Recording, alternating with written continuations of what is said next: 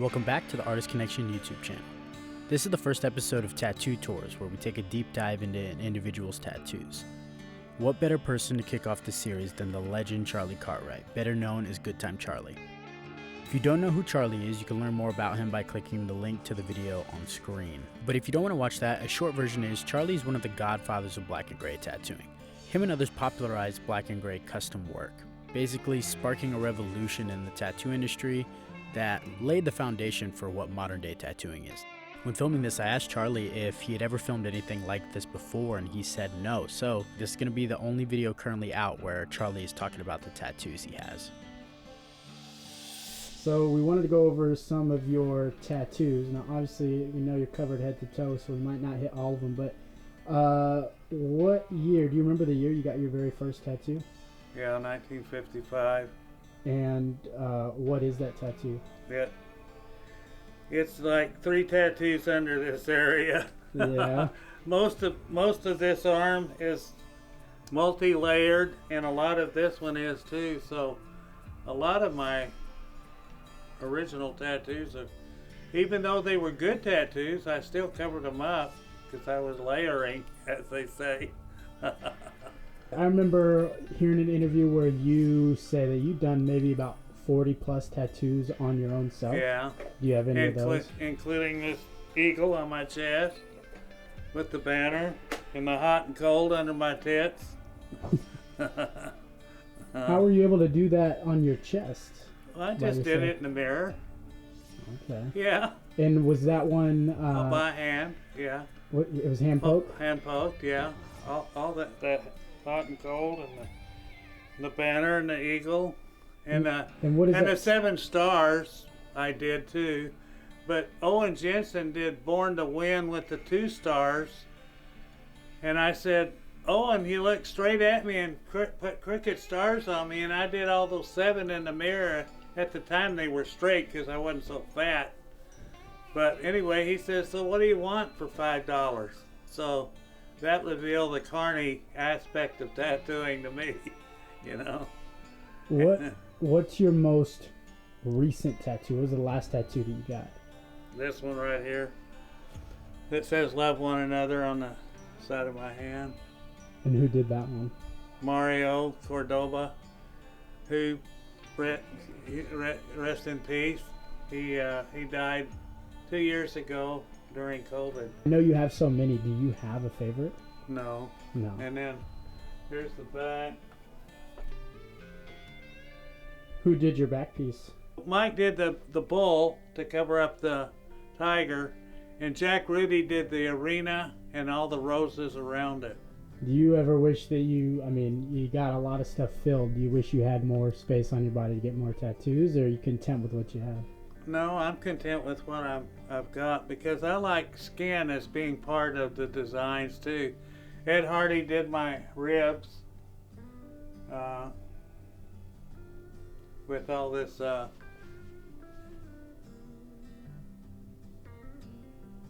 lightning and so forth. And my son did all this. Nick, he's tattooed 40 years, so he did all of that. But I've got stuff on me from like Fred Thorson from the Pike in Long Beach, and Fred did a couple things on my back too that are covered up now. But I was tattooed at the Pike by Owen Jensen. Fred Thornton did a lot of things. Bert Grim did this Indian girl. And one time I was in there wandering around, and Bert says, what are you doing in here? And I says, well, I don't have any money. I'm just looking. And he said, oh, you got $5? I'll do you a rose. So he did this rose. But Tenesse Dave did most all these girls. He did some of them. Rudy did a couple of them. The one on the back. And so Johnny Anderson did all this patch through here in El Paso, Texas. Flame, who I worked with at the Pike, he did all this. Bob Roberts did this water. in honor of Gregg Irons. When I told him, I said, I need some Gregg Irons water, he said, I'm Bob Roberts, I do Bob Roberts kind of water. And I said, well, do something in honor of him then. So he did that. And Fred Thornton also did this peacock.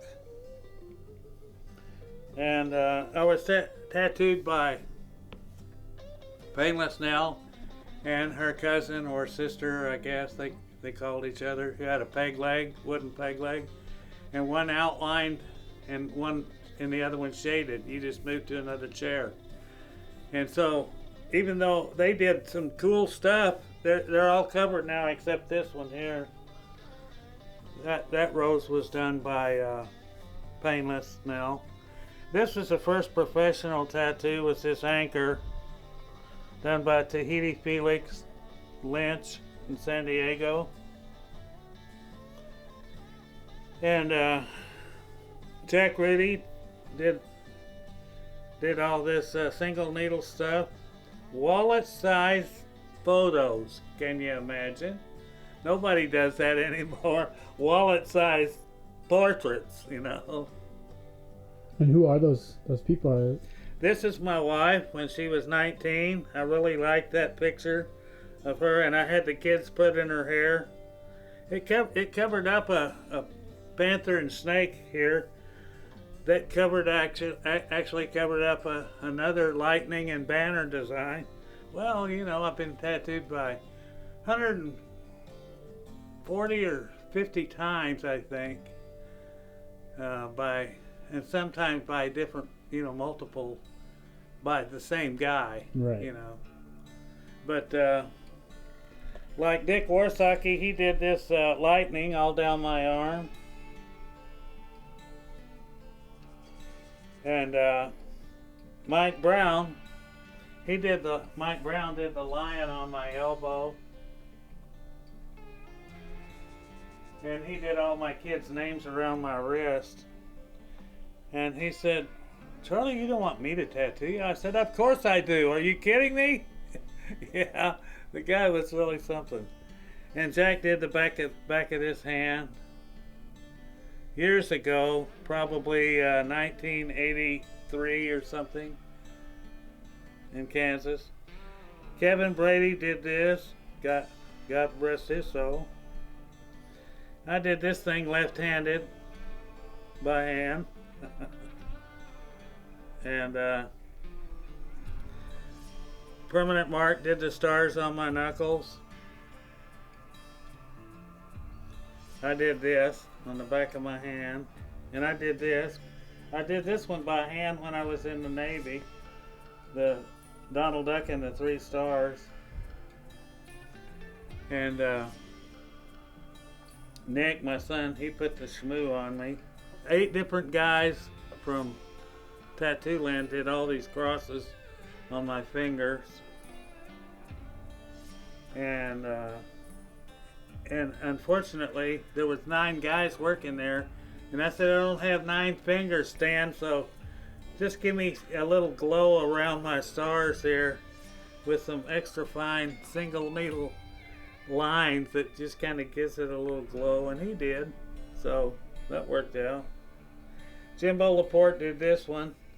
I was gonna tattoo myself, and he said, oh, let me do something on you, so I said, okay. So he did that. And I did this in here. It just says, I love Olivia in Thai. In Thai writing. And they tell me that when I show them too in the restaurant. What does that say? I love Olivia, they say. Oh. Yeah. Did you just have to trust whoever told you, or how did you get that translation? Did you Google it? I asked a guy in a restaurant to write it down for me. And many times it's been, you know, confirmed. That's what it really was, you know. If you were to get tattooed by anybody today, do you have somebody that you'd like to get a piece from that you haven't? Boy. Oh, I don't know. Maybe Felipe Lou. Maybe. I love that kid. I remember when he was 16 years old, started to travel the world. his dad sent him on around the world to learn tattooing from other people. So he did actually make the rounds. Look what he became. I know that you kind of honestly started the trend of custom tattooing. You give the customers, as you say, the tattoo haircut they want. Yeah. When you would go get these pieces done by artists, did you let them do what they want? Did you always have requests? Oh, I let them do what they did. Yeah. Except like when I had this done, I sketched it all in with a ballpoint pen, and I told Tenesse Dave when he opened, I says, I want you to do this. And he says, oh man, I'm not like you. I don't just scribble on people and start tattooing. I need a pattern. I said, well, I'll guide you through it. He said, no, you make me a stencil, man. So I made him a stencil, and he did what he could, with it. I know a very common thing was when people get tattooed nowadays, people are always going to say, well, what do you, how's that going to look on you when you get older? I'm sure maybe that was told to you a few times, and now you are older and your tattoos are still holding up, but, they look good. How do you feel about that? Just tattoos and them lasting over time? Well, that's the reason most of my tattoos are just black. Because they stand the test of time. When people would ask me,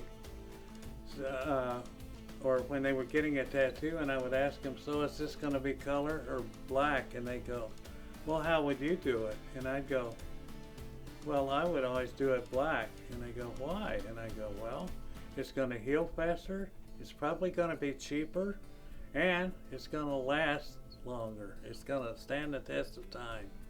Because all indigenous people, all they used was black in their own skin, and so that tells the story right there to me. The combination of that darkness against whatever tone your skin is. So to me, it's all